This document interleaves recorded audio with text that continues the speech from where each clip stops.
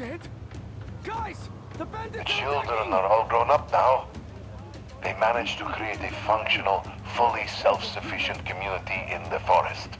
They were able to defend themselves in numerous encounters with animals and people who were worse than animals. They are even manufacturing rather complex weapons, which they developed completely independently, in secret from me, only presenting me with the finished prototype. At the same time, they are still respecting the Codex, even though now it's something akin to scripture in their eyes. While I am gradually turning into a messiah of some kind. I think I gave them all I could, and now it is time for me to step aside, before this goes too far. They can take care of themselves now. Do you think you can hide from me? Not a chance, Drifter!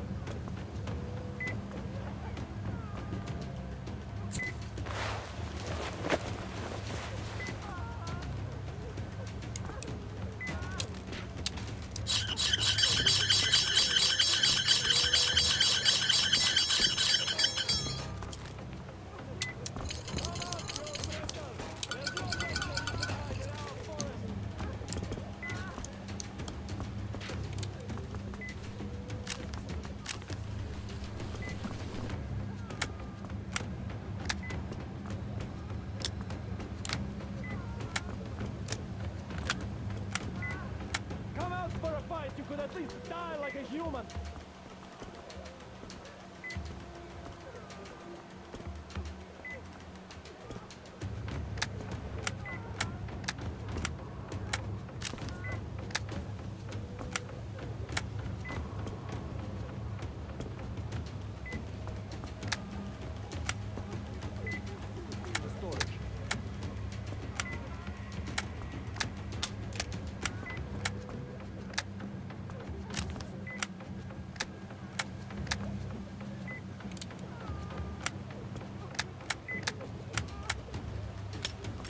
You'd better come out now! Should have thought before coming here if you're so afraid!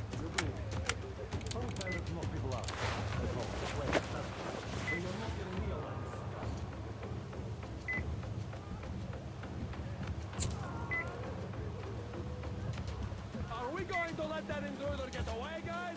Find him! We just have to! The intruder is here! The intruder's over there!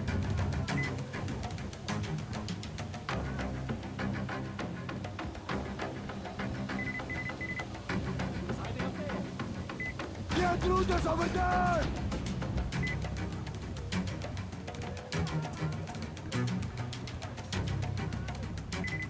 Guys!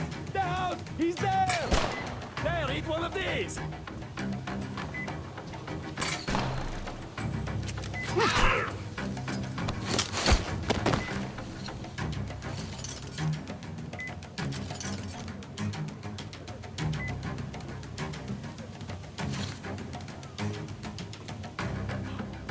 I see the intruder!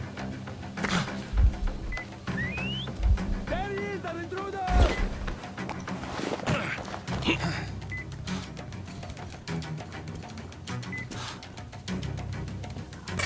There you go!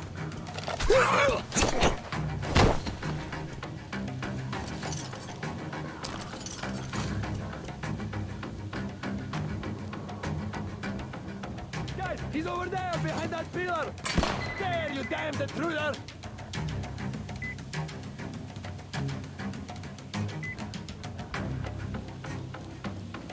You dirty bandit!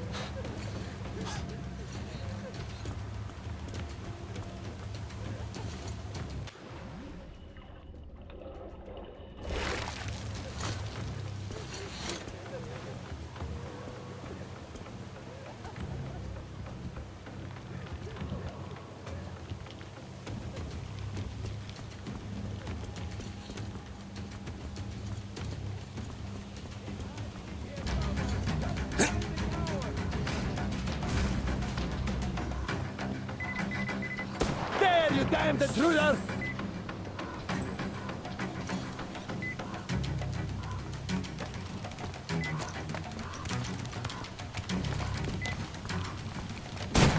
I'm reloading, guys!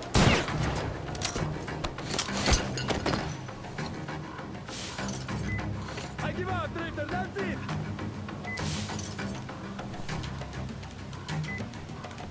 I surrender, but don't expect me to kiss your boots. You're an intruder here.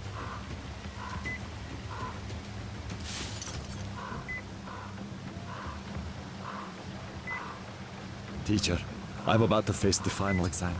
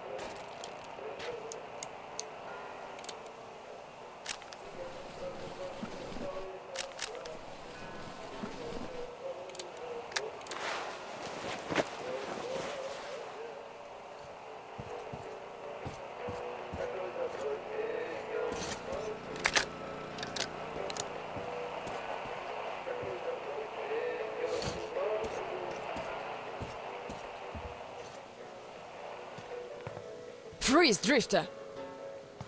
So, we meet again? Though I bet you don't remember who dragged you out of the water. My name is Olga, by the way. Was it you fighting the Master of the Forest? Awesome. Our hunters had been staying away from him for years. Damn it. Sorry, teacher. The lock's all rusted up. Your friend Alyosha is already at the dam. He said your colonel won't wait, so you don't have much time. Sorry, I can't take you there. At today's council session, the pirates moved to attack your train, but they had no right to even call one without me present. As usual, I need to go and sort this out. But I have a few minutes to give you some directions.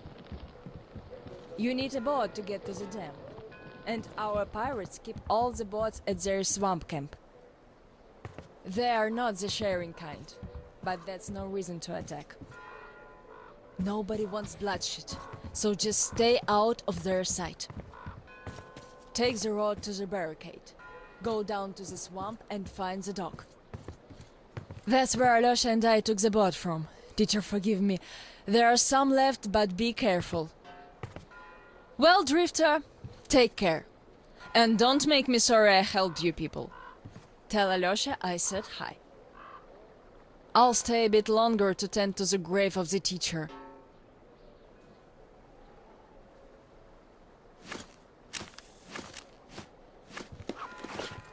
Decided to relax a bit before the trip. That's a good idea.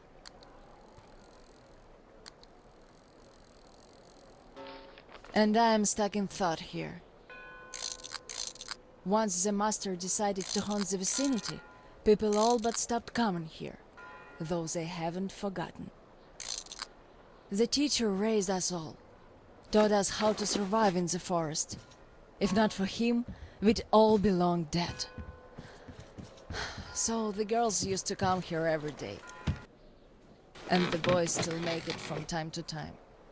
Even Roman does visit, though it was because of him that the teacher left back then.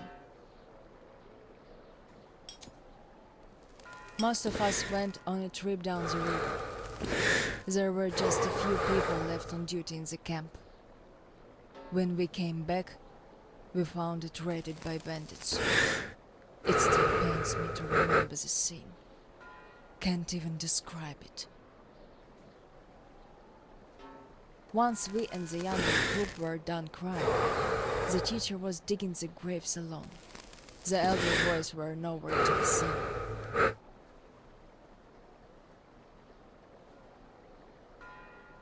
We helped the teacher with burying ours. It was dark already when the boys returned and sat around the campfire. Roman was so covered with blood. You could only see his eyes and teeth. Then they started talking. Tracking was easy. The bandits didn't even try covering their tracks. So the boys waited till they all got drunk in their camp and shot them with bows. Then Roman knifed the wounded like they were deer. The teacher just sat there listening. I can still see his chin tremble. And he didn't say anything. Anything at all. They understood what he meant anyway.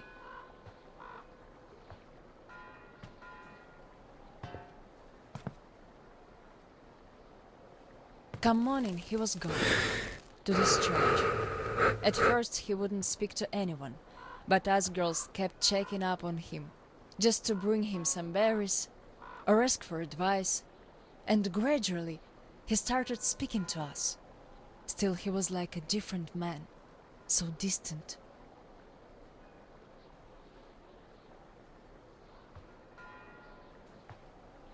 He never talked to the older boys anymore, though he'd reply to their letters, and to the rest of us who'd keep visiting him, he would always say we had to become their conscience, keep them from becoming monsters. But how do you do that? And they didn't stop at that either. Started calling themselves pirates, made the floated lumber mill in the swamp their private HQ. Then they started hanging bandits from the posts, calling them musts. One day they took about 10 bandits alive and used them to test all the boys. Made them kill the bastards. None of ours could do it. And they all got called cowards for that. And then got ostracized. That's how the pioneers came to be.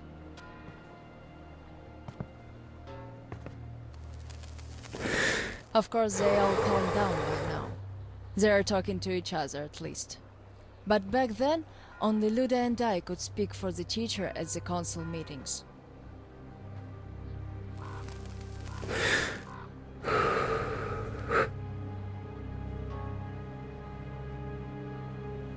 In the end, Luda and a few boys just couldn't take it anymore and left. I wonder if they found a better place to live. I still keep checking the radio hoping to hear from them.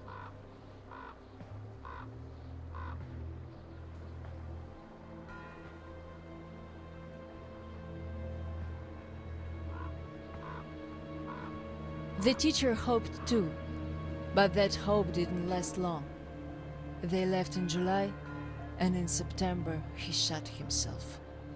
That seemed to get through to Roman. He got calmer. Some of the elder guys went over to the pioneers. After all, the important thing is that we stay together. So now I have an important voice at the council. 'Cause I can kick ass if they don't listen. And not just because they're not supposed to hurt girls. A fair fight is a fair fight. Thing is, the only one I lost to in a fair fight was Roman. And even then, I gave him a blue eye he had to wear for a week. That earned his respect. The one I had the most trouble with was the Admiral. He was Roman's right-hand man. Wouldn't leave the lumber mill no matter what. Kept saying we must defend it if we don't want the mutants to eat the whole valley. But the radiation levels kept climbing there. Roman checked it with the counter himself. So at one council meeting, Roman and our instructors had everyone vote against the Admiral, and the pirates went on to build a new fort near the shore, where it's still okay to stay. The Admiral would have none of that, so he and his most hardcore flunkies stayed at the mill. I never heard from them again. Radiation's not to be played with. The teacher didn't warn us all for nothing. So now, without the Admiral, there is nobody who'd dare give me any trouble in the council. I'll put a leash on them tonight, all right. Don't you worry. I just need some time to gather my thoughts. I don't like politics, really. You could listen to the teacher's diary if you like. He kept recording it, as if he knew. Yes, I must have heard it 100 times already, and still we let him down. We really did.